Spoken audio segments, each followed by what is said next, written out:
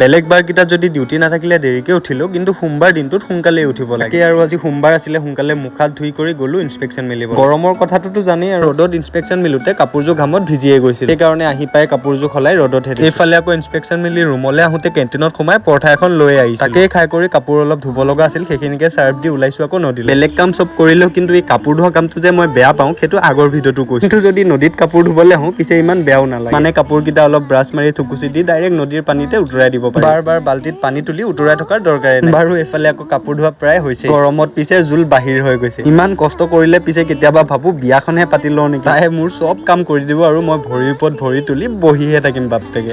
বাৰু এইবিলাক ধেমালি বাদ দিয়ক। এইফালে আকৌ জোতা কাপোৰ চব ধুই কৰি আহিছো আকৌ ৰুমৰ ফালে। নদীলৈ যাওঁতে বাৰু ঠিকেই, কিন্তু ওপৰলৈ উঠি আহোঁতেহে অৱস্থাটো বেয়া, মানে নদীৰ পৰা ৰুমলৈ আহিলে একদমেই ওপৰলৈ উঠিব লাগে। পিছে এইফালে আকৌ কাপোৰ চাপোৰ চব ৰ'দত দিলো হয়, কিন্তু বতৰটোৱে আকৌ কি কৰিছে চাওকচোন। এনেহ'লে ৰ'দত থাকিব নোৱাৰো, আজি কাপোৰ কেইটা ধোৱাৰ কাৰণে এনেকুৱা কৰিছে।